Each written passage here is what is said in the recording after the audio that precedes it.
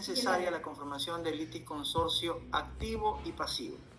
En el presente caso, señores jueces, los denunciantes están habilitados para ser legitimados activos y poder presentar denuncias por presuntas infracciones electorales. Sin embargo, cuando nos referimos al cometimiento de una infracción electoral, que es lo que ellos alegan en su denuncia, es importante ver cuáles son los elementos del tipo de la conducta que ellos atribuyen como infringida. En este sentido, ellos han señalado que se ha infringido la conducta prevista en el artículo 35 de la Ley Orgánica de Participación Ciudadana y Control Social y la conducta tipificada en el artículo 279, numeral 12 del Código de la Democracia, haciendo una remisión a la resolución del Pleno del Consejo Nacional Electoral, en la cual se determinó, se aprobó el reglamento para la promoción de los candidatos a consejeros del Consejo de Participación Ciudadana y Control Social. Y específicamente se refieren al artículo 7.b. El artículo 7.b, a su vez, si se lo quiere tomar como una norma infringida, tiene elementos que no configuran la conformación del litisconsorcio pasivo.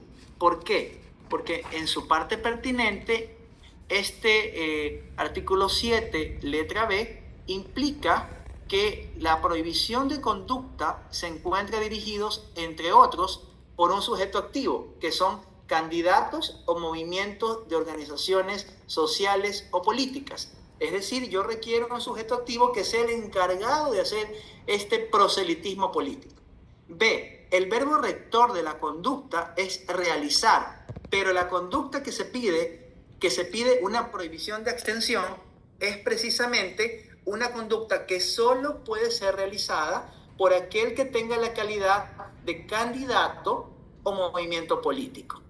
En este sentido, el artículo 244 del Código de la Democracia nos enseña que los sujetos políticos son los movimientos políticos o los candidatos, pero tienen que estar, en el caso de un movimiento político, tiene que estar citado en legal y debida forma su representante legal.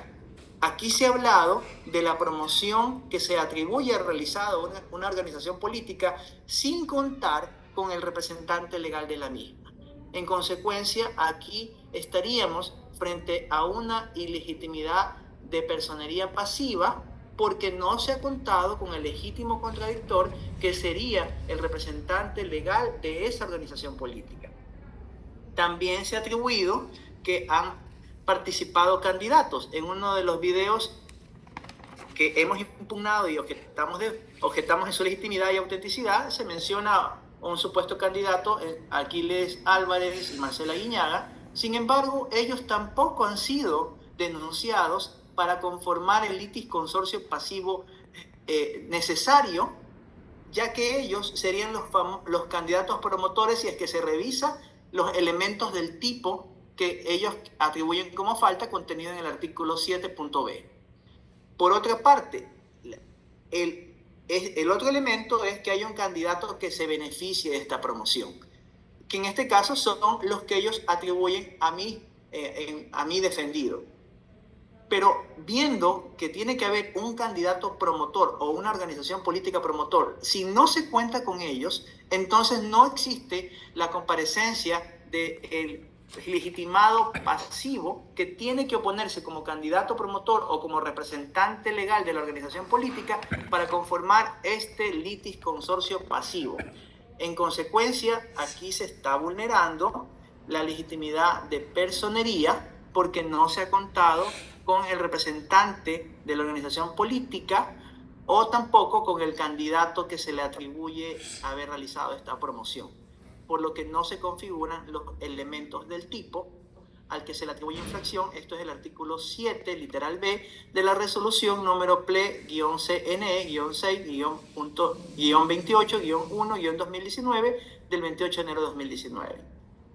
Hasta aquí el primer punto de la defensa técnica. El segundo punto, si que revisamos, señores jueces, el otro artículo que atribuyen como infringido, esto es el artículo 35, el artículo innumerado tercero, a continuación del artículo 35 de la Ley Orgánica del Consejo de Participación Ciudadana y Control Social, señores jueces, podremos observar, señores magistrados, que tampoco se cumplen los elementos del tipo. ¿Por qué? Porque este artículo 35 ya establece cuál es la sanción. Y el artículo 35 en su parte final indica que la sanción es la descalificación del candidato cuando hubiere recibido una promoción de una organización política o de cualquier otro candidato. ¿Por qué es importante esto? Porque el principio de tipicidad nos indica, en base al derecho a la seguridad jurídica, de que no puede haber una sanción si no hay una conducta previamente descrita en la ley como una infracción. Y el artículo 35, el enumerado tercero, no establece la sanción de destitución en el caso que se incurriera presumiblemente en el cometimiento de una promoción de una candidatura, que también exige la comparecencia de un sujeto activo que sería el promotor de esa candidatura, que puede ser una organización política, una organización social, calificados como sujetos políticos o un ciudadano. Esa comparecencia a este proceso no hay. Y por eso esta falta de legitimación pasiva incide también en la resolución de la causa porque no se configuran los elementos del tipo. Pero en el evento que hubieran comparecido, señores magistrados, el mismo artículo enumerado tercero pone al final que la sanción es la descalificación. Y una vez que ya ha habido la proclamación de resultados y se abrió la fase de impugnación de esos resultados y ya se entregaron credenciales y ha habido la posesión, ya es extemporáneo atribuir una sanción de descalificación que tenía que operar en el momento procesal oportuno. Aquí ha operado también el principio de la prescripción. Y en el caso particular de mi defendido, él no ha sido posesionado por la Asamblea Nacional, por lo tanto no pudiera ser sancionado con una destitución y o multa. ¿Por qué? Porque simplemente no ejerce ningún cargo a través del ejercicio legítimo, que es la posesión ante la Asamblea Nacional, según la Ley Orgánica de Participación Ciudadana y Control Social.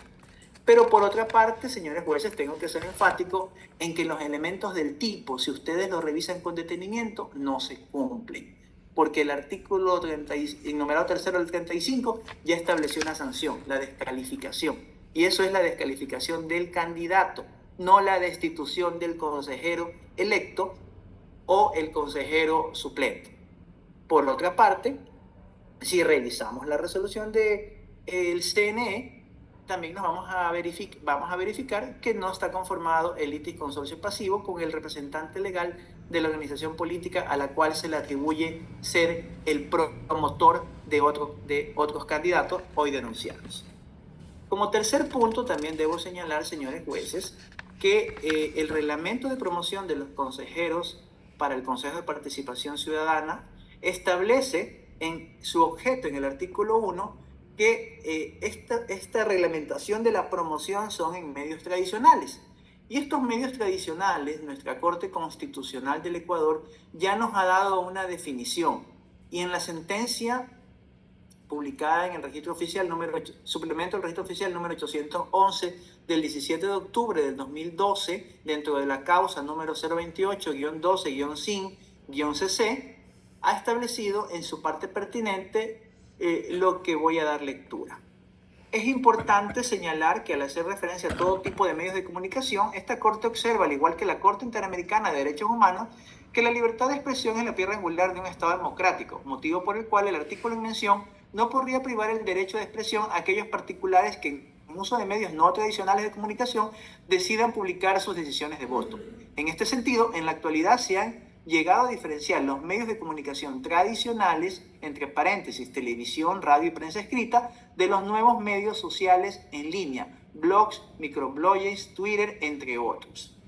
Por lo tanto, señores jueces, si el objeto previsto en el artículo 1 del reglamento de promoción de candidatos a consejeros del Consejo de Participación Ciudadana y Control Social señala que su ámbito son los medios tradicionales y la Corte ya me está definiendo cuáles son, las redes sociales no entran en esta categorización, por lo que no se cumpliría tampoco los elementos del tipo que se quiere forzadamente inculpar a mi defendido para señalarle una presumible infracción que simplemente no existe porque no opera el principio de subsunción de los hechos denunciados y las pruebas practicadas en relación a los elementos del tipo que se atribuyen como falta. Como cuarto punto, también me voy a referir a la actuación probatoria.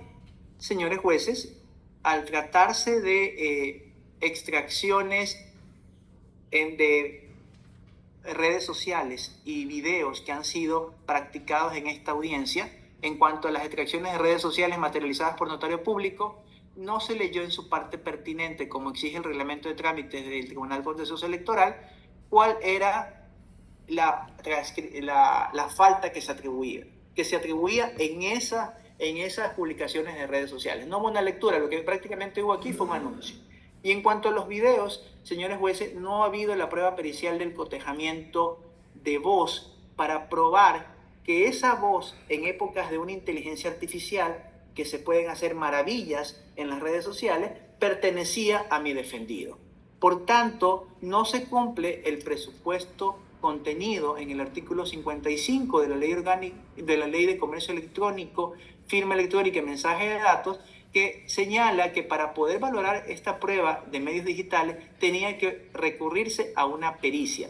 Lo mismo consagra el reglamento de trámites del Tribunal Contencioso Electoral, que consagra que tiene que actuarse pericia para poder atribuir que esa voz que se dice es de mi defendido le pertenece en tono, dicción y su correspondiente pertenece como una persona debidamente identificada. Al no existir prueba pericial, esa prueba es contraria no solamente en la forma en que fue practicada por los denunciantes, sino también, señores jueces, en los requisitos de validez para que pueda ser valorada por ustedes en sentencia, incurriendo en la vulneración del debido proceso de la garantía de eficacia probatoria porque no fue actuada conforme a la ley. Así también, señores jueces, en este sentido, al no existir pruebas de la conducta, porque la prueba pericial no ha sido practicada, esta prueba tiene que ser rechazada y no va a poder ser valorada en el presente caso. Por estas consideraciones, señores jueces, nosotros como defensa técnica solicitamos que se ratifique el estado de inocencia de mi defendido, el doctor Eduardo Franco Loor, se valore la prueba practicada en el cual consta que él goza del apoliticismo político, no se ha probado en autos que la voz que se atribuye en esos audios le pertenezca, porque nunca hubo un cotejamiento de voz a través de una prueba pericial para así corroborarlo, y también él al no encontrarse como posesionado como consejero suplente, entonces no habría cómo aplicar una irrita sanción que en sus elementos no se subsumen a los hechos que se han atribuido como falta. Por las consideraciones expuestas, nosotros también solicitamos que se califique de maliciosa y temeraria esta denuncia por el daño irrogado y por los gastos que ha tenido que incurrir mi defendido en asumir una defensa por una irrita denuncia. Hasta aquí mi intervención, señores magistrados.